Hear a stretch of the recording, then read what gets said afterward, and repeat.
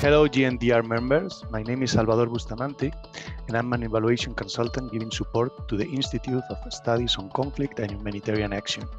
I'll be taking you through a series of videos on the theory of change to strengthen your capacities in this area as part of GNDR's Local Leadership Academy. I hope you enjoy and can apply and share this learning within your organization and in the community. In this video, I'm going to present the key elements and key characteristics of a theory of change. When it comes to the key elements that are considered to develop a fully fledged theory of change, we might start by defining the key 5 elements that are part of any single intervention program project in the development and humanitarian section. These are the inputs, what we invest, the activities, what we actually do, and in order to achieve a series of results at different levels. We'll have outputs, outcomes, and impact. Outputs, the immediate result that we achieve by conducting our activities, outcomes that are mid-term or mid-level results, and the final impact or the final goal that our intervention project or program seeks to achieve. These 5 elements are considered in any managing and planning tool for any given intervention. These are not specific for the theory of change, and you might seem familiar with all these terms.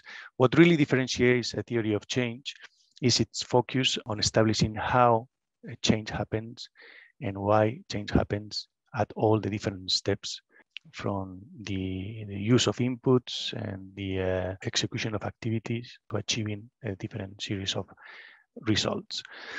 These key elements that differentiate the theory of change are the assumptions that are the necessary conditions for change to happen at all levels, as they are reflected also in the diagram, and mechanisms that are the explanation on how change happen also at different levels. So assumptions are the conditions and mechanisms are the explanation.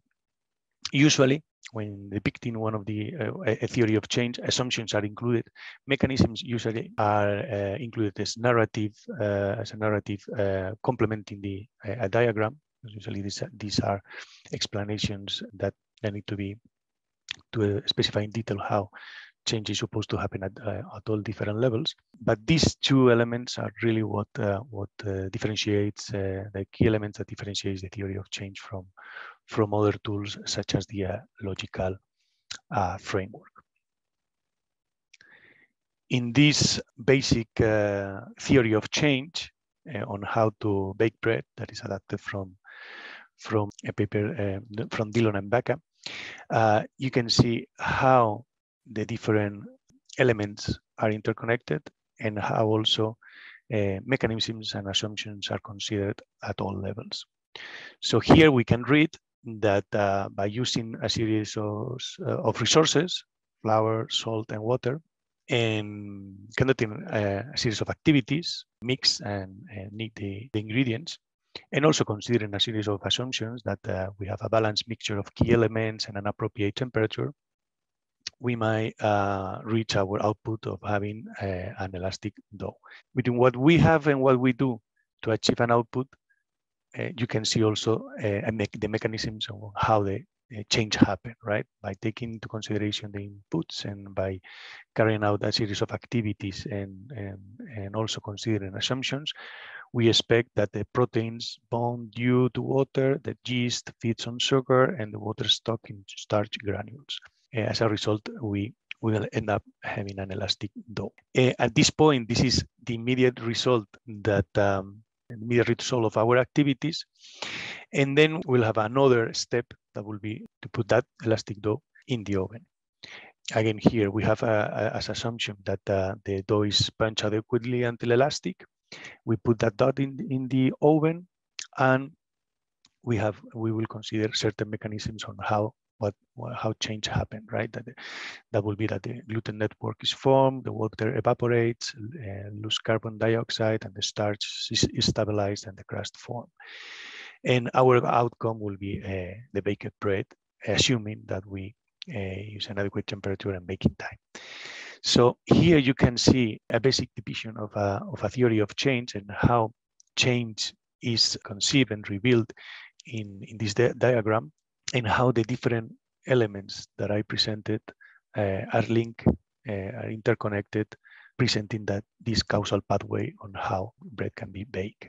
Now, in this case, you can see a specific example for a DRR project. In this specific example, the theory of change represents the result of a capacity building related causal pathway.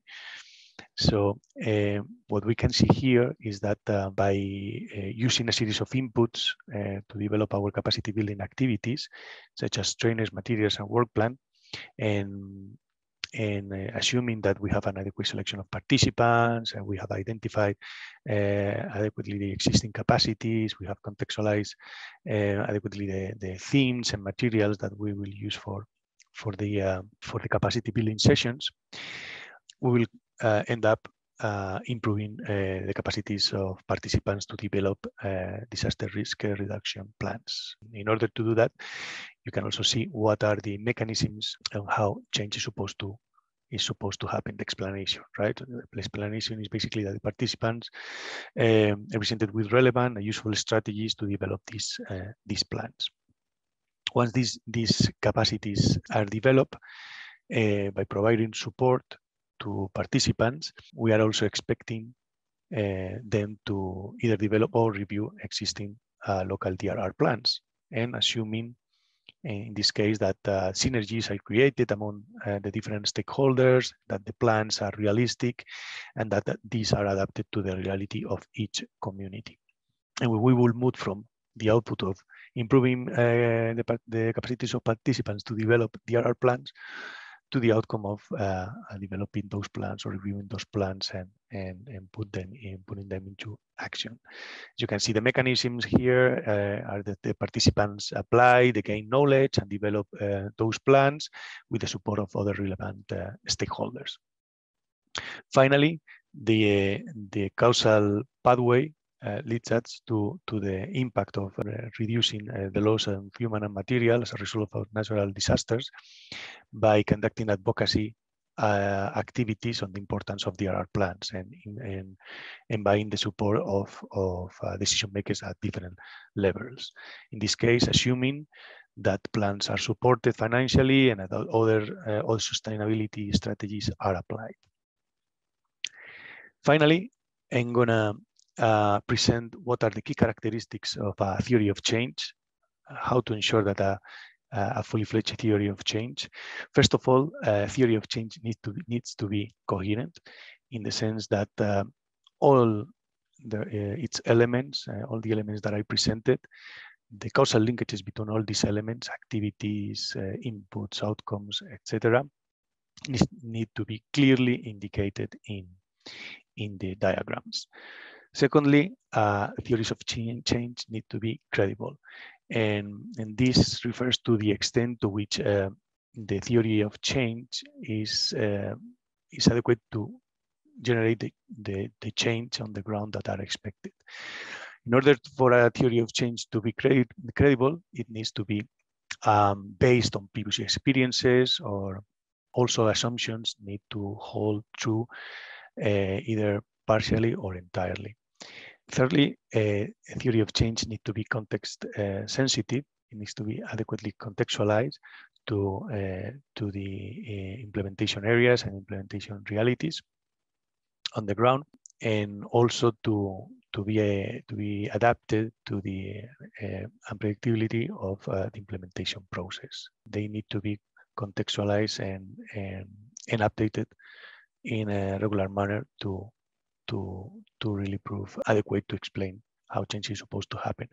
And finally, a theory of change needs to be owned, agreed among the different key stakeholders. That's key to achieve a shared understanding of the project, and also to ensure that everyone understands what are the key goals and how things are supposed to be done towards the achievement of those goals.